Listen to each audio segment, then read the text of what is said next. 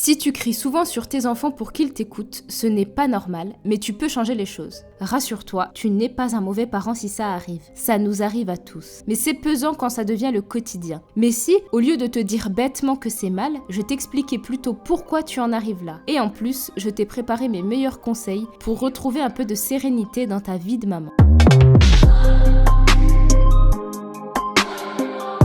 Il y a deux principales raisons qui te poussent à crier. Soit tu attends qu'il cesse un comportement, soit tu veux qu'il fasse ce que tu lui demandes. Dans ce cas, la première question à se poser c'est: est-ce qu'il a reçu et compris ma demande? Parfois, il est juste trop concentré dans son activité et il ne t'entend pas. Ou alors, tu lui demandes de se brosser les dents, de débarrasser la table et de ranger ses livres, tout ça dans la même phrase. Et c'est trop pour qu'il comprenne et qu'il passe à l'action. Alors la solution est simple, ne demande qu'une seule chose à la fois. Mais alors, que faire si ça ne suffit pas? On nous dit souvent qu'il suffit de répéter et de patienter. Mais c'est faux. C'est même la pire chose que tu puisses faire. Il va prendre l'habitude de t'entendre rabâcher jusqu'à te mettre en colère avant de passer à l'action. En mode, tranquille, elle est encore calme, je peux gratter du temps. Voire même il va attendre que tu pètes ton câble pour se bouger. En plus de perdre du temps et de l'énergie, tu diminues la valeur et le poids de ta parole. Au lieu de patienter, passe à l'action, prends la situation en main et voici comment faire.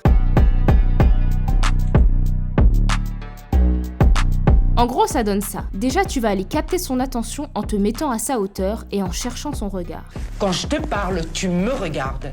Une fois connecté, tu lui formules ton attente de façon très claire et précise. Ok Timéo, regarde-moi, je ne vais pas crier ni répéter, débarrasse la table avant qu'on sorte au parc. Tu peux même lui faire répéter pour voir s'il a bien compris. Il sait que tu ne répéteras pas et que tu attends son passage à l'action maintenant. Et que faire si ça ne fonctionne toujours pas? Eh bah tout se joue ici. C'est le moment décisif. Si tu ne vas pas au bout de ta démarche, tu vas renforcer les difficultés dans ton autorité avec lui. D'accord Timéo, tu ne veux pas débarrasser la table?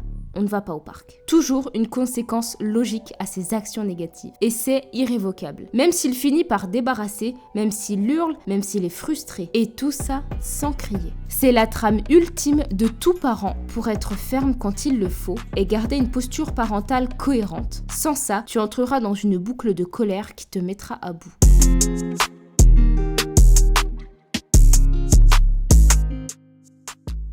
On hurle rarement sur nos enfants avec plaisir. C'est généralement que tu as atteint ta limite et que toutes tes ressources sont épuisées. Et pour éviter d'en arriver là, il est important que tu apprennes à te connaître pour repérer les moments où ton seuil de tolérance est très bas. Et pour l'augmenter, tu peux baisser ponctuellement tes exigences dans d'autres domaines, comme la maison, le travail ou la cuisine par exemple. C'est ton rôle, ta responsabilité de capter quand ta patience diminue et recharger tes batteries dès que tu en as l'occasion. Prends soin de toi, sur tous les plans physiques et psychologiques, car en le faisant, tu prends aussi soin de tes enfants et de ta famille. Et dans cette mission, ton meilleur allié, c'est la routine.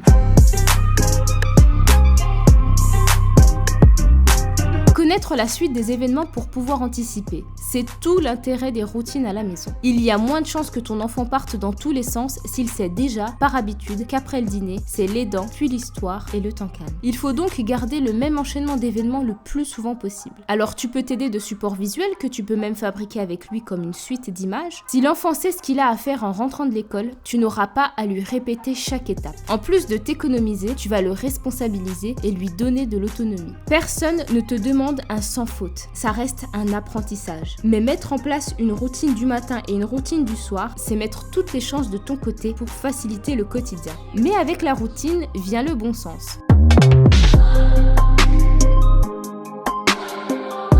Si les enfants sont en train de vivre un moment très fort pendant une partie de jeu par exemple, est-ce qu'on les laisserait pas terminer avant de leur demander de passer à table? S'adapter aux situations est une grande qualité pour un parent. Il y a un cadre et des règles à respecter à la maison, mais ça ne nous empêche pas de faire preuve d'adaptabilité et de compréhension auprès de nos enfants. On ne va pas les frustrer et créer un rapport de force pour le coup inutile en leur demandant d'arrêter brutalement leur partie de jeu. Ce qui est important avec ces enfants, c'est de leur faire comprendre qu'on n'est pas contre eux, qu'on n'est pas là pour les embêter, mais au contraire qu'on est là pour les aider et les responsabiliser. Si ces conseils t'ont plu, je t'invite sans plus attendre à t'inscrire à ma newsletter. Chaque semaine, on discute parentalité, éducation et anecdotes de maman sans tabou. Si tu veux nous rejoindre, le lien est dans la description.